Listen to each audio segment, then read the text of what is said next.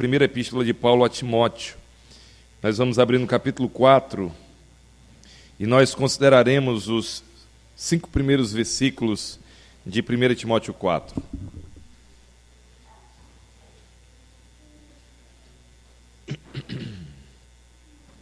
Primeira epístola de Paulo a Timóteo, capítulo 4, consideraremos os 5 primeiros versículos.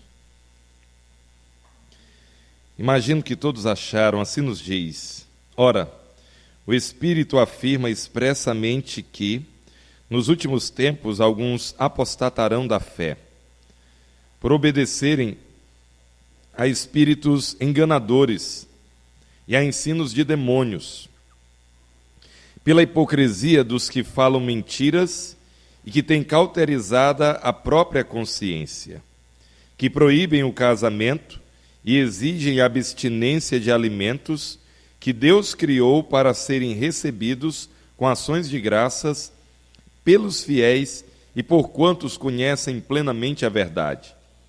Pois tudo que Deus criou é bom, e recebido com ações de graças, nada é recusável, porque pela palavra de Deus e pela oração é santificado. Vamos orar, irmãos. Nosso Deus, muito obrigado, Pai, por essa manhã que o Senhor nos concede, para que estejamos, ó Deus, saudáveis, alegres, desejosos, Deus, de te adorar, de bendizer o teu nome e de manifestar, ó Deus, a tua glória, Pai, através das nossas vidas, através do culto que nós prestamos ao Senhor. Deus, agrada-te de nessa manhã falar aos nossos corações. Nós te pedimos, Deus, robustece a nossa fé. Te pedimos, Pai, que o Senhor esteja a cada dia firmando os nossos passos e aumentando, Deus, a nossa alegria na caminhada que temos rumo ao céu. Nós somos gratos, ó Deus, porque a tua promessa não falha. Nós em breve estaremos contigo, Deus. Rendemos-te graças, suplicamos essas coisas no nome de Cristo, a quem nós muito amamos. Amém. Queridos, a primeira epístola de Paulo a Timóteo é assim chamada porque existe uma segunda. Paulo escreveu 2 epístolas a Timóteo. Esse moço foi um discípulo. Paulo muito afetuosamente chama ele de meu filho amado. Paulo tinha muito carinho, via em Timóteo alguém que amava a Deus e alguém disposto a aprender das Escrituras e servir ao Senhor com fidelidade. Paulo, quando escreveu essa primeira epístola, muito provavelmente por volta do ano 63, já solto do seu primeiro aprisionamento em Roma, é onde alguns dos estudiosos traçam o que é chamado de uma 4ª viagem missionária. De Roma, muito provavelmente, Paulo foi à Espanha, mas ele volta pela Macedônia, por outros trechos da Ásia, que foi o local onde Paulo mais efetivamente, Ásia Menor, e entrando para a Europa, onde Paulo exerceu o seu ministério. Paulo, então, escreve essa carta. Por quais razões? Talvez a principal delas é o que nós encontramos nesse início de capítulo 4. Um combate à apostasia, a multiplicação de falsos mestres. É como um terreno que você plantou e colocou boa semente, mas apareceram ervas daninhas, e elas vieram realmente para estragar a plantação, e o apóstolo está preocupado com isso. Timóteo é um jovem ministro, então Paulo quer instruí-lo. Paulo tem instruções sobre como ele vai se portar como ministro. Paulo tem instruções sobre como ele vai proceder em relação às igrejas. Um dos trabalhos dele era estabelecer presbíteros. Paulo diz cuidadosamente quais são as qualificações desses presbíteros, e o apóstolo quer que Timóteo assim proceda. E também Paulo quer que a igreja respeite a Timóteo, uma vez que ele era jovem e por causa da sua juventude ele poderia ser desprezado. O verso 12 desse capítulo 4 diz: ninguém despreze a tua mocidade, pelo contrário, torna-te padrão dos fiéis na palavra, no procedimento, no amor, na fé, na pureza. É o interesse de Paulo que Timóteo seja esse moço que está servindo, mas também é o interesse de Paulo que a igreja tenha a devida atitude para com Timóteo. Em meio a todas essas razões para escrever a carta, nós temos aqui um combate aberto, deliberado aos falsos mestres. E, irmãos, se Paulo estava preocupado com falsos mestres, o que podemos dizer de nós? Se falsos mestres podem ser comparados a ervas daninhas, o nosso jardim está cheio. Se multiplicam pessoas falando em nome de Deus, pessoas que têm um discurso religioso, mas que do Senhor não tem nada, ou tem muito pouco, ou aquilo que tem está mesclado com o erro e vai ser um veneno na nossa comunhão e na nossa caminhada. Bem, vejamos o modo como Paulo quer prevenir a Timóteo e a igreja de Éfeso, igreja a qual Timóteo estava pastoreando, cuidando, naquele momento que recebeu a carta de Paulo. Ele diz: ora, o Espírito afirma expressamente que nos últimos tempos alguns apostatarão da fé.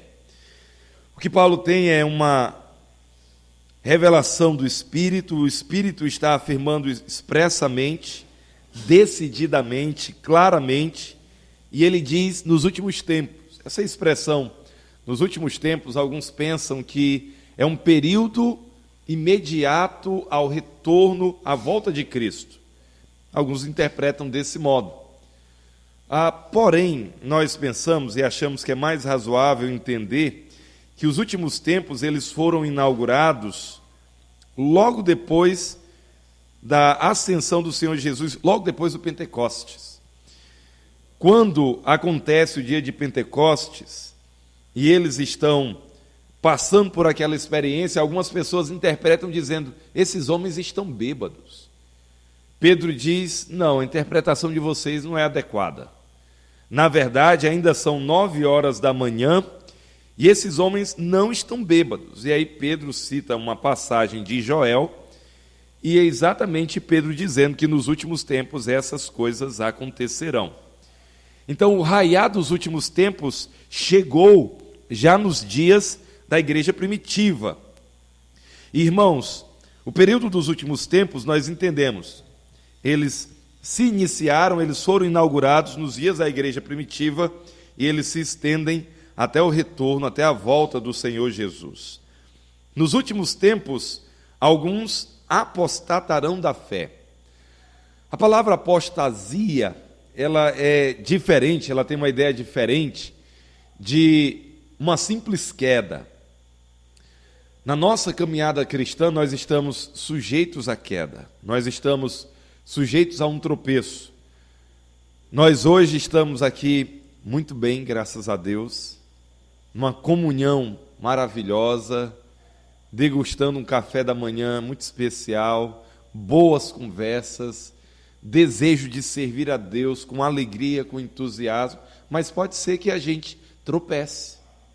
Pode ser que naquelas áreas que nós somos mais frágeis e que Satanás sabe muito bem e nos tenta nessas áreas, pode ser que ele encontre espaço e nós venhamos envergonhar o nome do Senhor.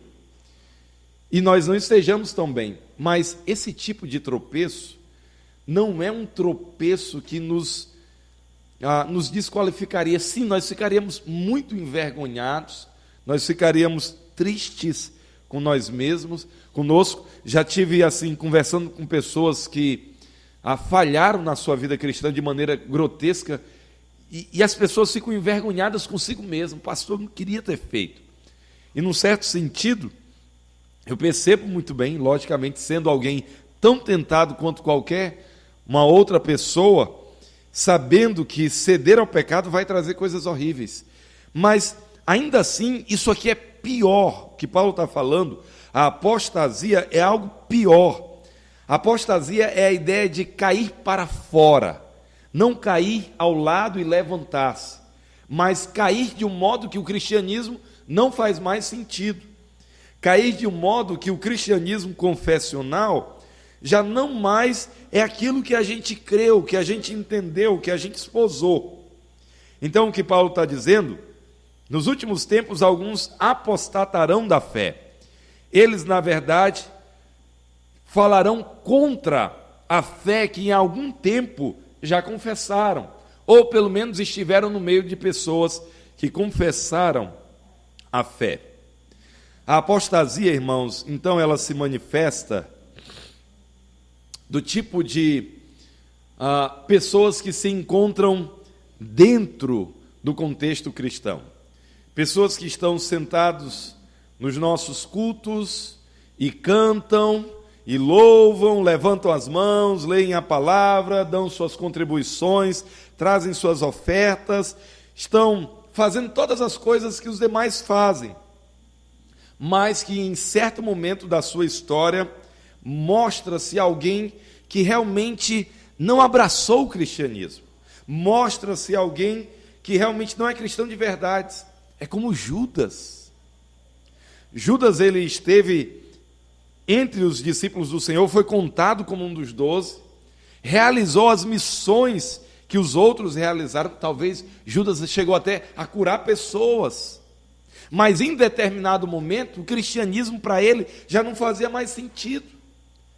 Jesus não era o Messias que ele esperava, Jesus não se enquadrava no molde que ele achava que Jesus deveria se enquadrar, e ele então tem uma outra atitude acerca de Jesus. Irmãos, isso aconteceu com muitos durante a história. Não sei, aqui em Barretos, lá em Guaíra, se multiplicam testemunhos de Jeová. Eles são muito ativos lá. E eu fiquei sabendo por alguém que uma das novas doutrinas é que aqueles que não forem para a rua anunciar a mensagem como eles creem, que não serão salvos. A ideia deles de salvação é muito estranha. Mas lá se multiplicam, e as testemunhas de Jeová nada mais são do que os discípulos de um cara chamado Ário.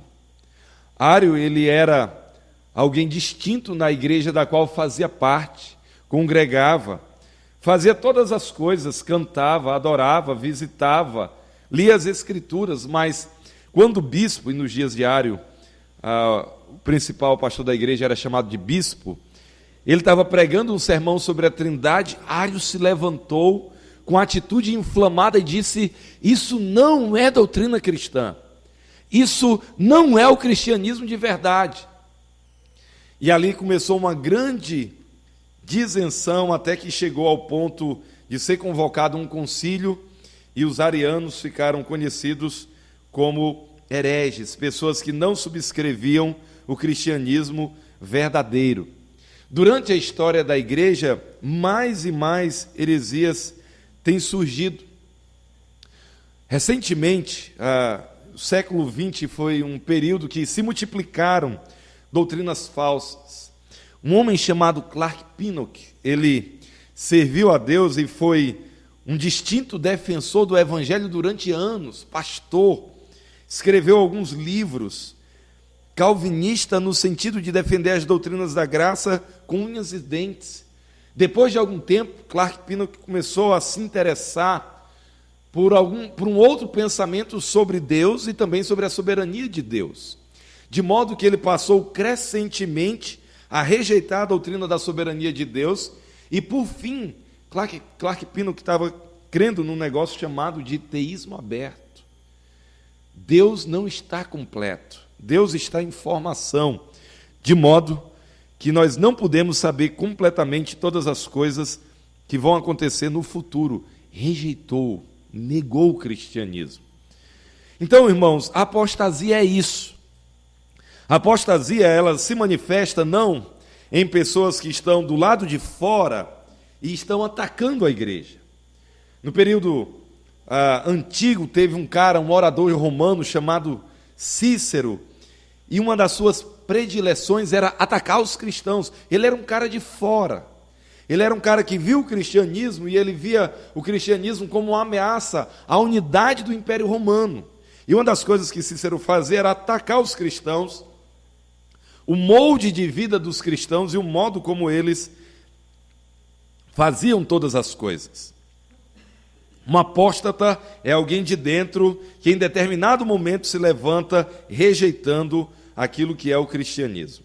Então Paulo está dizendo, nos últimos tempos alguns apostatarão da fé, e aí ele vai dizer, por obedecerem a espíritos enganadores, nós vamos aqui encontrar um tripé sobre o qual a apostasia está erguida. Ele diz, por obedecerem a espíritos enganadores. O que Paulo está dizendo é que por trás da apostasia, o que inflama a apostasia são espíritos enganadores. Eu não sei se você já conheceu um enganador. Um enganador, ele apresenta a sua ideia, essa ideia parece muito com a verdade. E eu penso que o enganador, ele está convencido de que a sua ideia é a verdade, porque ele apresenta a sua ideia de maneira tão convicta, tão incisiva, ele se apega a certas coisas, assim como a serpente argumentava com Eva no jardim, assim é um espírito enganador. Ele é habilidoso. Ele quer mostrar certas direções, mas na verdade ele vai por outras direções e ele leva a pessoa ou aquele a quem engana pelo caminho do erro. Então, a apostasia, ela é despertada, inflamada, ela é resultante do trabalho de espíritos enganadores. Logo depois, Paulo diz, e há ensinos de demônios. Irmãos, a doutrina tem 3 fontes. A Bíblia fala da sã doutrina, a boa doutrina, a doutrina verdadeira. A Bíblia fala de doutrinas de homens. Jesus disse que as tradições dos fariseus não passavam de doutrinas de homens, e aqui Paulo está falando de doutrina de demônios, ensinos de demônios. Então, certas doutrinas, e a doutrina é um conjunto de ensinamentos, doutrina significa ensinamento, crença formulada. O que Paulo está deixando claro é que esses ensinos, essa crença, esse credo, vinha de demônios, se originava nos demônios. E por fim, Paulo diz que isso se manifestava pela hipocrisia dos que falam mentiras e que têm cauterizada a própria consciência. A apostasia tem os seus agentes. Além de haver espíritos enganadores, além de haver ensinos, um corpo formulado de doutrinas que se originou nos demônios, tem também os seus agentes, aqueles que entenderam, assimilaram e entregam esse corpo de doutrinas pela hipocrisia dos que falam mentiras. Algumas características estão presentes nas vidas desses agentes da apostasia. Em primeiro lugar, eles são hipócritas. Um hipócrita, ele é um ator. Um hipócrita, ele é alguém que se passa por aquilo que ele não é. Um hipócrita, ele quer dar a entender que ele é algo, quando na verdade ele é uma outra coisa. Então você vai perceber na história bíblica e na história do povo de Deus, que esses homens, eles tentavam conquistar pessoas. Eles se passavam por algo. Eles seriam as pessoas legais, eles seriam camaradas, eles não seriam gente intragável. Não. Eles são pessoas que eles se mostravam como pessoas interessantes, mas são hipócritas. Pela hipocrisia dos que falam mentiras, são mentirosos. A mentira é uma negação da verdade. A mentira é uma rejeição daquilo que é real acerca dos fatos. Enquanto que nós afirmamos que há somente um Deus, e esse Deus existe em 3 pessoas, sendo que essas pessoas são distintas e coexistem eternamente, um herege ele não consegue entender isso e ele formula ideias acerca desses fatos que não condizem com essa realidade. Ele está convencido de que aquilo é a verdade, mas o que ele está formulando, o que ele está dizendo acerca dos fatos não é verdade. Eu postei recentemente a conversa que eu tive com o Testemunho de Jeová. Eu acho que eu nunca ouvi tanta heresia de uma vez só, assim num prazo de conversa de 20 minutos, meia hora. Meu Deus do céu, o cara vomitava, um casal, muito fervorosos, testemunho de Jeová fervorosos. E uma das principais é que ele disse que o inferno é um local de descanso. O irmão que estava do meu lado, ele disse: pastor, vamos embora, já deu para nós. Não dá mais para a gente continuar nessa conversa aqui, pastor. Ele disse: rapaz, que negócio é esse que o inferno é um inferno de fogo? Aí o irmão que estava do meu lado, ele disse: rapaz, ele disse, irmão, aí ele disse, fulano, ele conhecia a pessoa, ele disse: rapaz, o inferno é só a sala de estar do lago de fogo. A Bíblia diz que o inferno vai ser lançado dentro do lago de fogo. Ele disse: não, realmente, vai ser lançado dentro do lago de fogo. E aí? Tem descanso no lago de fogo?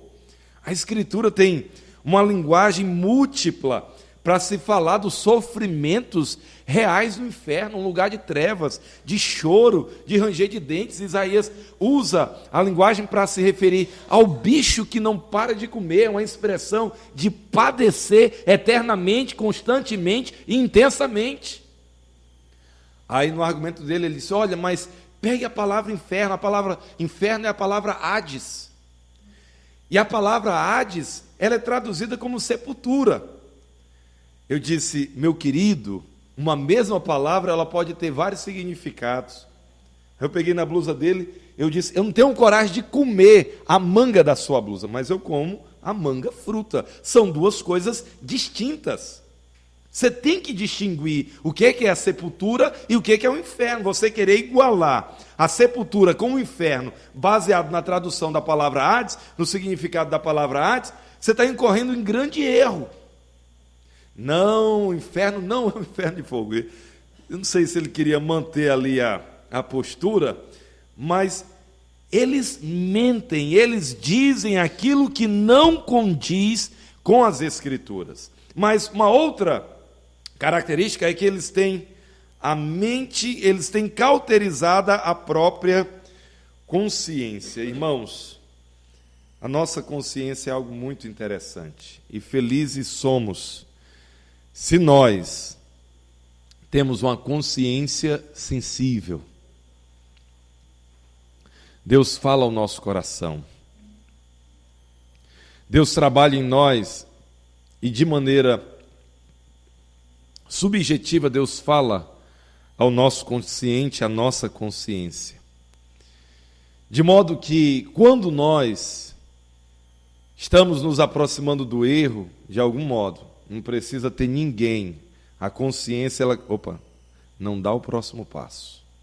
Não segue adiante não, que o negócio vai dar errado.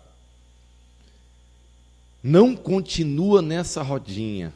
Espírito Santo falando conosco, de maneira interna. A nossa consciência, que é sensibilizada pela verdade das Escrituras, começa a ser tocada no sentido de nós não darmos o próximo passo, no sentido de nós não prosseguirmos naquilo que nós estamos intentando fazer, de nós voltarmos daquilo que era o nosso desejo de fazer e não seguirmos. Mas, irmãos, a nossa consciência pode ser embrutecida. E o que faz que a consciência venha a se tornar embrutecida, insensível? A nossa consciência, ela pode ser embrutecida pelo pecado e pelo engano. Duas coisas que militam para tirar a sensibilidade da nossa consciência. Uma das coisas que são interessantes no apóstolo Paulo, leia as suas cartas, Paulo repete com alguma frequência que ele tinha boa consciência para com Deus. Como assim? Paulo era acusado de muitas coisas. Paulo era acusado de ser alguém que era contra os judeus, contra os costumes judaicos, contra a lei de Moisés. Ele ensina a todos contra o nosso povo, contra esse lugar, contra a lei de Moisés. Paulo tinha acusações de dentro e de fora. Ele tinha acusação dos judaizantes, que eram aparentemente cristãos, mas eram cristãos que queriam unir a graça e a lei de Moisés e fazer um pacote, onde, no final das contas, Paulo disse: o que vocês estão apresentando não é o evangelho. E Paulo tinha também a inimizade de judeus de fora, que não eram não tinham nenhuma profissão de fé do cristianismo, e ainda assim eram inimigos de Paulo. E ele então era acusado de diversas formas, por diversas fontes, e com insistência Paulo dizia, com boa consciência. Paulo dizia, o que eu tenho feito, o que eu tenho militado, em vez de ser uma negação do que vocês estão dizendo, pelo contrário, eu amo o nosso povo, eu amo as nossas tradições. Agora, aquilo que eles deveriam entender e não entenderam, Paulo exatamente ministrava para que eles compreendessem, e eles haviam rejeitado. Paulo tinha boa consciência, mas a consciência dos apóstatas, dos agentes da apostasia, ela é cauterizada. Uma vez, ouvindo o pastor Daniel Swendenberg pregar, ele falou de uma vez que ele quase que morreu, e ele, nos Estados Unidos, em um determinado local, onde o frio era muito, muito intenso. Tão intenso que se você ficar exposto ao frio, depois de algum tempo, você morre porque os órgãos começam a congelar. E ele disse que tinha marcado com um determinado tio dele, esse tio dele entendeu de maneira diferente, não passou no local, e ele estava no local combinado esperando. Ele diz, ainda que a gente esteja agasalhado, ele disse, daqui a pouco você começa a se sentir diferente. Você começa a sentir uma certa mudança. E você começa a perder o tato, já não sente mais. E se aquilo continua progredindo e você não tem como se aquecer, chega ao ponto que todos os órgãos chegam a ter uma falência e uma morte completa. É como um tecido que é uma cicatriz. Quase que eu perco esse dedo, eu descrente, louco para ir para um baile funk. Meu pai tinha algumas cabeças de gado e eu cuidava, e não tinha o triturador, e cortava no podão, e eu, cortando rápido, numa dessas bateu e desceu aqui, muito sangue, eu toco aqui, não sinto nada, cauterizado, sem sensibilidade. É desse modo a mente de um herege, de um apóstata. Ele então volta-se para aquelas coisas, ele fala do erro sem sentir que ele está errado.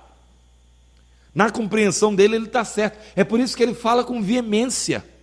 É por isso que ele fala das coisas que ele fala, com toda aquela atitude, ele fala com uma certa paixão daquelas coisas. Mas, na verdade, aquilo é fruto de uma mente cauterizada. Não é que ele também tem a verdade. Não relativizemos a verdade. Ah, pastor, aquilo é a verdade dele. Queridos, a verdade é uma.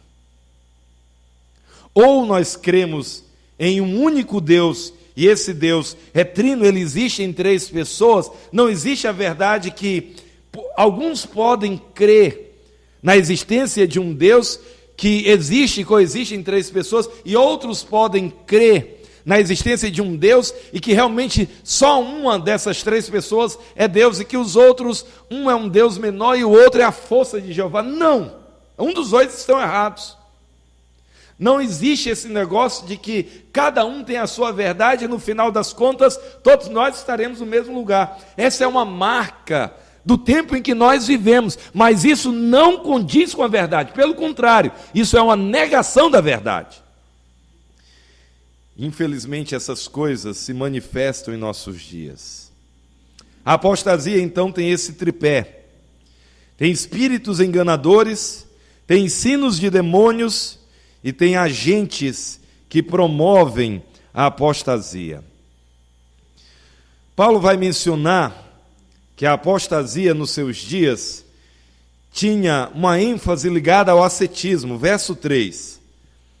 Eles proíbem o casamento e exigem a abstinência de alimentos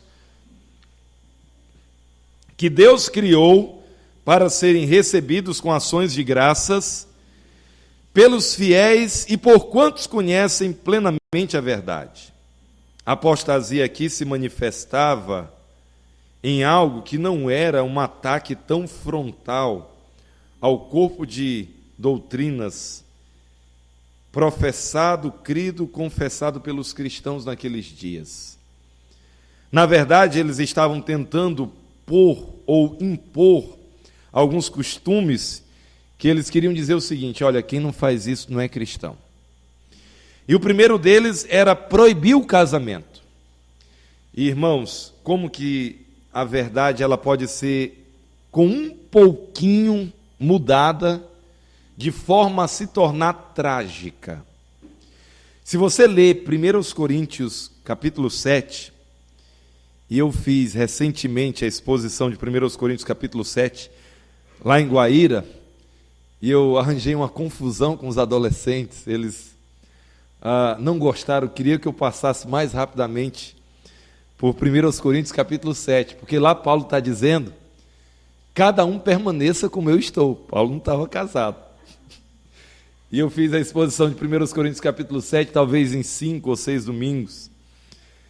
E aí eles dizendo: não, você está repetindo demais, parece que não está querendo que ninguém case. Eu disse: não, pelo contrário, eu estou dizendo o que o texto diz. Detalhe, Paulo não proibiu ninguém de casar. Paulo disse: olha, permaneça como eu estou. Eu penso que desse modo é o melhor. Mas Paulo deixou isso dentro do campo da liberdade cristã. Paulo disse: eu reconheço que esse é um dom, que algumas pessoas receberam. E se você permanecer como está, você vai ser uma pessoa mais consagrada. Se permanecer como está, com o objetivo de ser dedicado ao Senhor, Paulo diz, você vai evitar certas coisas que o casamento traz. Então ele diz: eu recomendo que vocês permaneçam. De modo que lá na frente, já se aproximando do final do capítulo, Paulo diz: quem casa a sua filha virgem faz bem, e quem não casa faz melhor. Então o propósito dele não era proibir, mas o que esses caras estão fazendo aqui, eles estão dizendo: olha, se você se casar, você não é de Deus. Aqueles que se casam não são de Deus. Irmãos, o ascetismo é um corpo, um conjunto de doutrinas em que essas pessoas dizem que nós temos uma relação mais profunda com Deus através da autoimposição de certas aflições ou de certas práticas que, segundo eles, nos aproximarão de Deus. Isso que é o ascetismo. E talvez nesses dias em que se busca a felicidade de maneira desenfreada, não importa em qual fonte, o ascetismo não faz tanto sentido. Não se multiplicam em nossos dias seitas ascéticas, mas nesses dias sim. Para você ter uma ideia, a Idade Média ela é em parte caracterizada por ideias do ascetismo. Para você ter ideia, isso foi tão apreciado que em certos momentos da história, alguns monges nos mosteiros, quando eles se deparavam com as suas tentações, eles começavam a se queimar com o pingo de vela, com aquele fogo que vem da vela. Mais ou menos eles estavam dizendo: morre tentação, morre tentação. E eles ficavam naquilo. Alguns monges chegaram a ficar só com um cotoquinho da mão, comeu os dedos tudo, nessa autoaflição. Alguns deles buscavam um local de silêncio e de meditação. Conta-se de um monge que morou 6 meses no topo de um toco, desejando estar mais próximo de Deus, desejando estar mais afastado dos prazeres desse mundo. Então, esse tipo de coisa floresceu com muita força. Não foi algo assim bobinho. Paulo diz: os que rejeitam a verdade, eles proíbem o casamento e exigem abstinência de alimentos. Irmãos, isso aqui era apresentado como uma coisa mais espiritual que eu e você possamos pensar. Para mim, em nossos dias, os 2 principais teólogos do nosso tempo são John Piper e Donald Carson. São 2 irmãos americanos que têm escrito livros extraordinários. E Paulo, aliás, Piper fala da glória de Deus na face de Cristo manifestada com uma alegria exuberante em Deus. Eu penso que nós temos ali um resumo da nata, da tela última daquilo que nós podemos pensar em termos de aspirações do cristianismo. Esses caras apresentavam essas práticas deles como isso. Eles diziam: essa é a maneira de servirmos a Deus com mais intensidade. Essa é a maneira de nós servirmos a Deus da forma mais correta, mais profunda, mais exuberante. Essa é a maneira de nós servirmos a Deus do modo que Deus mais vai se agradar de nós. Deixemos essas coisas, deixemos esses prazeres, sejamos dedicados ao nosso Deus. Então Paulo diz, a multiplicação dessa ideia, dizendo que isso é o cristianismo, que isso é a exuberância do cristianismo, na verdade, isso não passa de doutrinas humanas, de ensinos de demônios. Isso não é palavra de Deus, isso quer parecer com o cristianismo verdadeiro, mas não é. Deve ser rejeitado pelo povo de Deus. Então o apóstolo, escrevendo a Timóteo, diz, eles exigem, proíbem o casamento e exigem abstinência de alimentos, se amparavam na lei para isso, já que a lei tinha as suas leis dietéticas, e eles prosseguiam querendo argumentar que assim se servia melhor a Deus. Agora o que Paulo diz é, Deus criou essas coisas para serem recebidas com ações de graças pelos fiéis e por quantos conhecem plenamente a verdade. Paulo está aqui amparado nas palavras do Senhor Jesus. Certa vez Jesus foi convidado por um fariseu. E esse fariseu ofereceu um banquete. E Jesus e os seus discípulos não deram tanta atenção a uma tradição dos fariseus, dos judeus, de lavar copos e pratos. E eles tinham uma tradição cheia de regrinhas. E que uma pessoa espiritual tinha que se deter a essas regrinhas. E daí, quando nem Jesus, nem os discípulos faziam isso, eles começaram a olhar atravessado. A gente quer pensar que ele é um grande mestre, mas olha aí, né? Não consegue, comem, nem estão ligando para fazer a coisa de maneira correta. E Jesus disse, fariseu insensato, não é o que entra, mas é o que sai que contamina o homem. É do coração que procedem as mentiras, os homicídios, os adultérios, os roubos. É lá do coração, é de dentro. É isso que contamina o homem. E aí Marcos coloca uma nota explicativa. Com isso, Jesus declarou puros todos os alimentos. Uma clara quebra, uma clara descontinuidade com aquilo que o Antigo Testamento vinha dizendo. O Antigo Testamento não coma isso, não coma isso. Talvez o prato mais famoso que um judeu não comeria é carne de porco. E Jesus, quando diz isso, Marcos, que está escrevendo a partir da perspectiva de Pedro, ele diz, com isso Jesus estava declarando puros todos os alimentos, uma clara quebra com a tradição veterotestamentária acerca da proibição dos alimentos. Paulo está aqui em conexão com as palavras de Jesus. É por isso que ele está dizendo que esses alimentos devem ser recebidos com ações de graças pelos fiéis e por quantos conhecem plenamente a verdade. Então, isso que esses caras estavam trazendo como cristianismo exuberante, como aquilo que é o mais apreciável e o que deve ser buscado com mais intensidade no cristianismo, Paulo está dizendo que isso é uma negação da verdade, porque o Senhor não disse isso. Na verdade, esses alimentos dos quais eles assim estão dizendo, eles devem ser recebidos com ações de graças. Opa, meu amigo, uma costelinha de porco, que negócio delicioso. Dá graças a Deus e come a costelinha de porco. Trem é bom. É isso que Paulo está dizendo. E os caras estavam dizendo, não, você está pecando, você está se entregando para os prazeres. Paulo está dizendo, pelo contrário, moço, você está perdendo, o Senhor aprovou. É isso que é a verdade. Não venha com essas conversas moles, que não dizem respeito ao Evangelho. E aí o apóstolo nos diz, tudo que Deus criou é bom e recebido com ações de graças, nada é recusável. Paulo está dizendo, coma de tudo.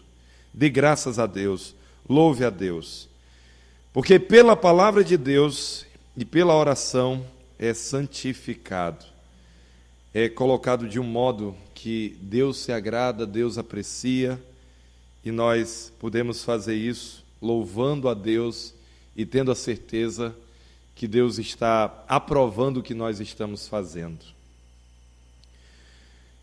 Irmãos, tendo dito todas essas coisas, eu quero fazer algumas colocações conclusivas. A primeira delas é que em nossos dias se multiplicam apóstatas. A apostasia está em uma fase de expansão. A apostasia tendo os seus espíritos enganadores, tendo as suas doutrinas de demônios e os seus agentes propagadores, ela se encontra em pleno vigor em nossos dias. Muito cuidado, muito cuidado. Algumas dessas heresias, elas são claramente perceptíveis, outras são muito dissimuladas. É como aquela pessoa que precisa conhecer bem a nota verdadeira para distinguir da nota falsa, porque parece com verdade, vem de uma maneira atraente, vem de uma maneira interessante, mas no final das contas é uma negação da verdade. Não esqueçamos que o Novo Testamento, reiteradas vezes, insiste que a apostasia ela se levanta do meio da igreja. Não é como Cícero, não é alguém atacando de fora. É alguém como Judas, canta os cânticos, realiza curas, faz coisas que todos dizem é um como nós, mas em determinado momento ela mostra realmente quem é. Não serve ao Senhor de verdade. As pessoas que fazem isso achando que estão corretas. Fazem isso com intensidade. Elas não fazem, eu vou contar aqui a minha mentirinha e você cai se quiser. Não, ela faz acreditando que a sua mentira é verdade. Estejamos muito atentos, irmãos. A melhor maneira de se combater a heresia é alimentando-se com a verdade. É o que Paulo vai dizer no verso 6, no verso posterior. Ele vai dizer, Timóteo, rejeite essas coisas. Alimentando-se, a palavra alimentando-se ali, constantemente, bebendo do poço da verdade. Constantemente, nutrindo-se, fortalecendo-se com as palavras da fé e da boa doutrina. Então, como é que nós vamos combater muito bem o erro? Conhecendo bem o erro, isso tem o seu lugar, especialmente lendo a Bíblia todo dia, tendo comunhão com o nosso Deus através da sua palavra todo dia, tão frequente quanto você possa.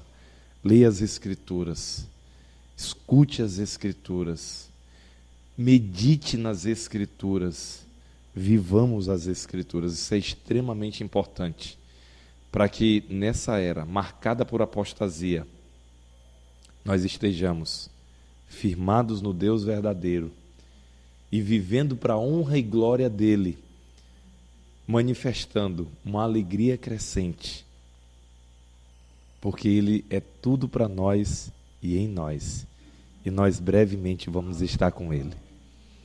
Então que assim nós façamos, que assim nós prossigamos, que Deus se agrade de nos abençoar como seu povo, que Deus se agrade de nos guardar em uma era em que a verdade e a mentira, a verdade e o erro caminham tão próximos. Nosso Deus, muito obrigado pela tua palavra trazida a nós nessa manhã.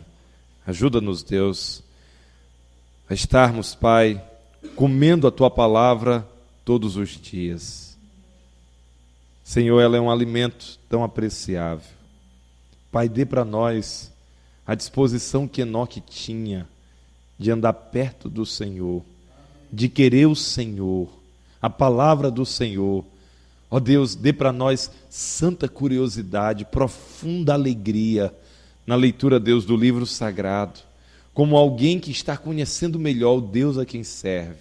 Que seja o nosso anseio, que deixemos compromissos importantes de lado para fazer isso, que nós deixemos, ó Deus, conversas importantes, coisas importantes, para que tua palavra seja prioridade em nossas vidas.